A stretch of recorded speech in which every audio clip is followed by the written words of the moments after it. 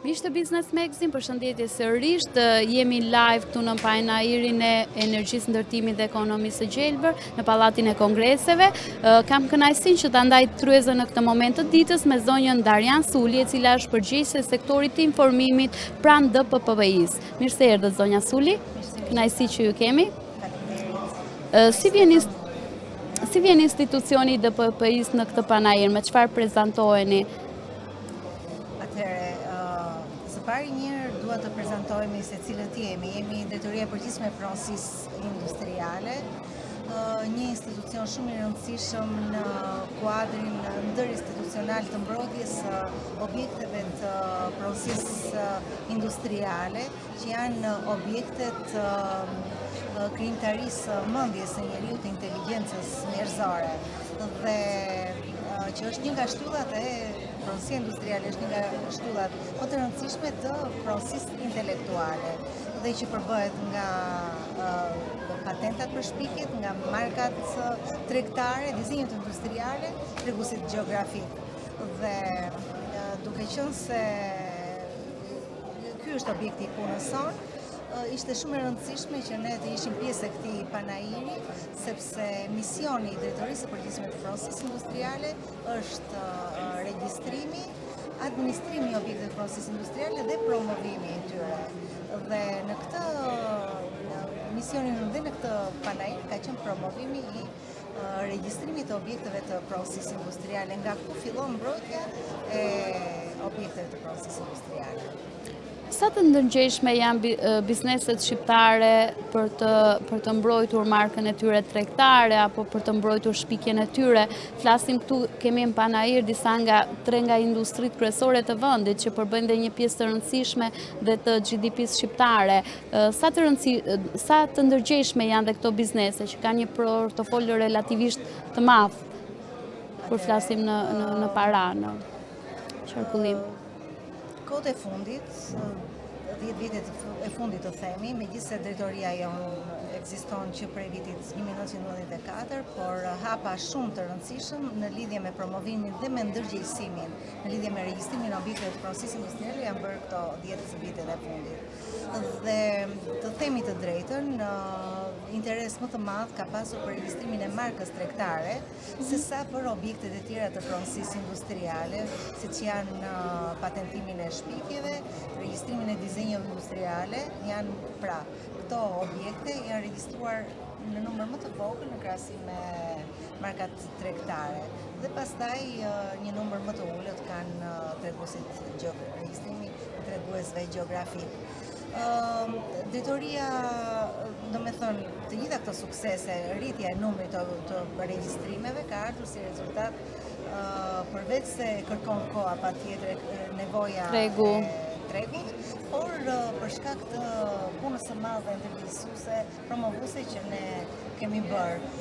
Dhe konkretisht numri i shpikjeve të subjekteve shqiptare është, të themi të drejtën, më i ulët se sa i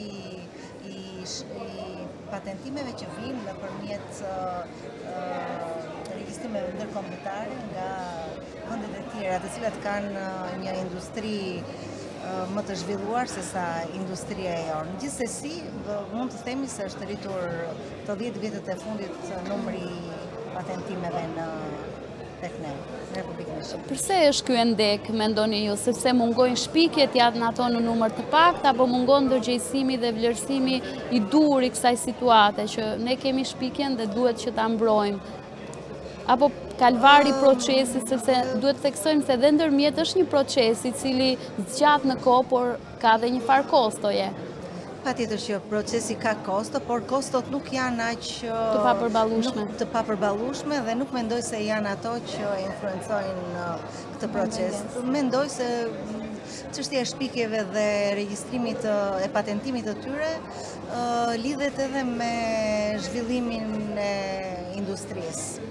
Dhe ndoshta ka diferencë zhvillimi i industrisë në Shqipëri me vendet e tjera të Evropës, vendet perëndimore, të flasim më të zhvilluara, për këtë arsye. Një temë shumë e rëndësishme e këtij panajiri, le të themi në agjendën, është dhe ekonomia e gjelbërt, inovacioni i gjelbërt. Në dijenin tuaj pranë drejtorisë janë regjistruar subjekte që operojnë, që mund të kenë regjistruar markën tregtare apo mund të jenë të regjistruar për një shpikje që operojnë në fushën e inovacionit green, do ta quaja, inovacionit gjelbërt. Konkretisht do më falni, por nuk për momentin nuk mund të flas konkretisht për këtë, por nëse ju më jepni kohë që unë të kërkoj në regjistrin ton, patjetër që duhet të ketë. Është e sigurt që duhet të ketë, sepse për shkak të ndërgjegjësimit të rritjes së numrit të regjistrimeve që kam thënë, siç thash më parë, shumë subjekte të reja, ndërmarrje të vogla dhe të mesme, startupe kanë aplikuar për të regjistruar objektet e tyre në drejtori. Por ne, Drejtoria e Përgjithshme e Pronësisë Industriale, është pjesë e organizatës botërore të pronësisë intelektuale, WIPO, e cila ka një platformë shumë të rëndësishme, WIPO Green, platformë digjitale, ku në mënyrë falas mund të aplikojë çdo subjekt privat apo shtetëror në mënyrë që objektet e tij të green ti regjistrojnë nëpërmjet regjistrimeve ndërkombëtare dhe të bëhen të njohura në gjithë botën. Ata në këtë mënyrë edhe jo vetëm që koordinojnë punën me të gjitha ato subjektet që ushtrojnë aktivitetin e tyre në të njëjtën fushë, por edhe nxisin dhe ndihmojnë në mënyrë që të kenë shpikje të reja dhe inovacione të tjera të rëndësishme në këtë fushën e green economy. Në qoftë se do flasim për a ekziston një korelacion, një lidhje mes moshës së individit, nuk e di, gjeografisë apo edhe llojit të biznesit, biznesi i madh, i vogël, i mesëm, startup, për të qenë i ndërgjegjshëm për pronësinë intelektuale, industriale, po ashtu? Për të qenë i ndërgjegjshëm për regjistrimin e markës tregtare, a keni ju dhëna? Jo, një analizë të tillë, një të dhënë të tillë nuk e kemi. Kemi nga të gjitha moshat, sigurisht brezi i ri, duke qenë se për shkak të promovimit tonë edhe nëpër shkolla, në universitete, patjetër që është më informuar se sa brezat të tjerë. Ne kemi plot raste, duke qenë se edhe unë jam në kontakt më të madh me publikun se sa ato sektorët e tjerë të drejtorisë. Shpeshherë na vijnë persona që kanë ushtruar aktivitete prej vitesh dhe thonë, po ku ishit ju më parë, si nuk e dija unë, ma kanë marrë markun, detyrova të bëj diçka tjetër, shumë me radhë.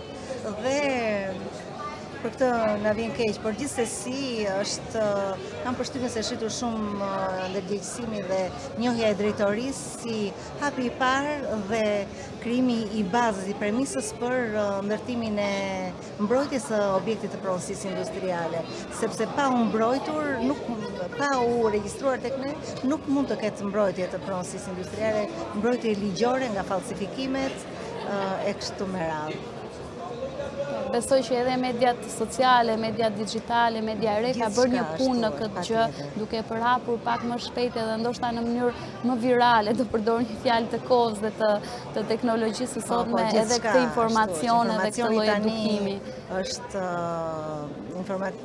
mjetet e mediat patjetër që kanë rënë tyre në përhapjen e informacionit. Ndërkohë jemi në përmbyllje të vitit 2025. Çfarë parashikon 2026 në agjendën e drejtorisë? Atëherë, misioni i drejtorisë është regjistrimi, siç tham, promovimi i pronësisë industriale dhe administrimi patjetër i objekteve. Dhe gjithmonë në qëllimi ynë ka qenë rritja e numrit të objekteve të pronësisë industriale, sidomos të atyre objekteve për të cilat ka një numër më të vogël aplikimesh se sa. Kemi pasur disa projekte me SME për nxitjen e shpikjeve dhe asistencën ndaj subjekteve për t'i regjistruar, për t'i patentuar ato, por sidomos një nga ato pikat shumë të rëndësishme të punës sonë është edhe nxitja e regjistrimit të treguesve gjeografik, që lidhen më tepër me sferën e bujqësisë, po jo vetëm, edhe të industrisë. Kuptueshme. Ndërkohë, Shqipëria është në një moment, le të themi, momentum të rëndësishëm edhe nga ana politike në vrapin e saj do ta quaja drejt BE-s. Ky fakt, kjo e dhënë, mendoni që do indikojë më shumë bizneset që ta regjistrojnë markën tregtare, të jenë më të ndërgjegjshëm për këtë gjë? Mendoni se do të ketë një lloj influence, fakti që do ekspozojnë këto biznese përballë një tregu më të madh?